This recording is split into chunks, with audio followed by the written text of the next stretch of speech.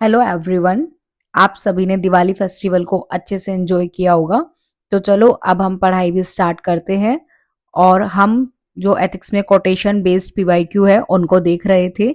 उसमें हम 2019 में पीवाईक्यू को देखने वाले हैं।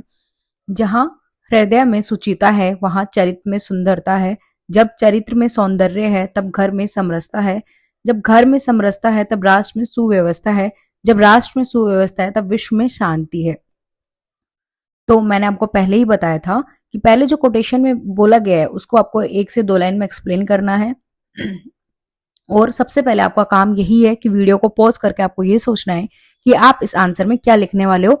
तभी आप सोचोगे, क्योंकि यहाँ मैं आपको कंटेंट प्रोवाइड नहीं करने आई हूँ, मैं आपको सोचना पे कैसे अपनी स्किल पे काम करना है वो सिखाना मेरा मोटिव है।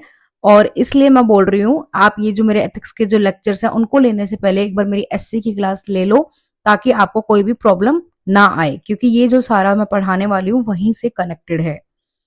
इस अवतरण से तात्पर्य है कि हृदय में धार्मिकता वाला व्यक्ति वैश्विक शांति में योगदान दे सकता है। उदाहरण के लिए अब आप पॉज करके सोचो कि कौन कौन से एग्जाम्पल यहाँ पर आ सकते हैं। आपको 5 से 6 एग्जाम्पल यहाँ पर बताना है और उन पर एक एक दो दो लाइन आपको लिखनी है। जैसे गांधी जी, हृदय में धार्मिकता ने गांधी जी को एक मजबूत चरित्र वाला व्यक्ति बना दिया, जहां वे हमेशा अपने अहिंसा के सिद्धांत पर अड़े रहे, जिसके परिणाम स्वरूप देश में एकता का निर्माण हुआ।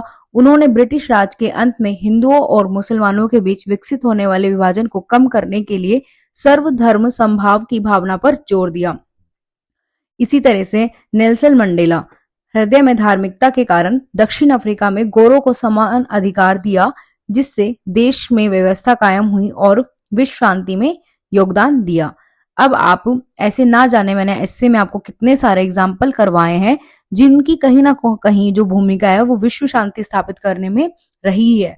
तो आपको ये जो लाइन कैसे लिखनी है वो सब आप मेरे एससी राइटिंग क्लास से अच्छे से सीख सकते हो। जिन्होंने भी एससी राइटिंग क्लास की होगी अब उन्हें यहाँ पर ज्यादा तकलीफ नहीं हो रही होगी, जिन्होंने भी अच्छे से उसको किया है। अब देखो और एग्जाम्पल देखो, पहले वाले से ही लेना है हमें।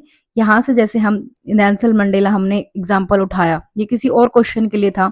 मदर टेरेसा, उनको भी हम यहाँ पे इंक्लूड कर सकते हैं। राजा राम मोहन राय, फिर कबीर दास, मीरा, मीरा नहीं कबीर दास जी का एग्जाम्पल आप लिख के रहो। आप वो जितने भी डायमेंशन से आप अलग अलग उससे एग्जाम्पल लिखोगे आपको जो मार्क्स है वो उतने ही ज्यादा मिलने के चांसेस आपके बढ़ जाते हैं। इसी तरह से एपीजे अब्दुल कलाम, और भी बहुत सारे एग्जाम्पल हैं जैसे कि महावीर स्वामी, गौतम बुद्ध, तो इनको भी आप लिखकर आ सकते हो। स्वामी विवेकानंद, तो इतने जो ये लोग हैं जिन्होंने सच में, इन सबको आप लिख सकते हो, जिन्होंने सच में विश्व में शांति स्थापित करने में अपना योगदान दिया है। और इतने ही आपको एग्जाम्पल लिखने होते हैं एग्जाम में। तो बस 4 से 5 एग्जाम्पल आपको यहाँ पर लिख कर आने हैं। मैं फिर बोलना चाहूंगी कि अगर आपको कंटेंट चाहिए तब तो आप कहीं पर भी जाकर पढ़ लो। यूट्यूब पर बहुत सारी चीजें हर जगह अवेलेबल है, आपको भर भर कर कंटेंट मिल जाएगा। इवन मुखर्जी नगर के मार्केट में भी आपको जितना कंटेंट चाहिए उतना मिल जाएगा। मेरा काम है कम से कम पढ़ाना और उसी को ज्यादा से ज्यादा आपको यूटिलाइज करवाना मैं सिखाऊं कि इतना पढ़ो लेकिन यूटिलाइज जब करने पर आओ तो उसको हम इतने को ही इतना कर ले जाएं। कम पढ़ो, बार बार रिवाइज करो और अच्छे से पढ़ो अपना। मिलते हैं अब हमारे नेक्स्ट लेक्चर में। अभी के लिए इतना।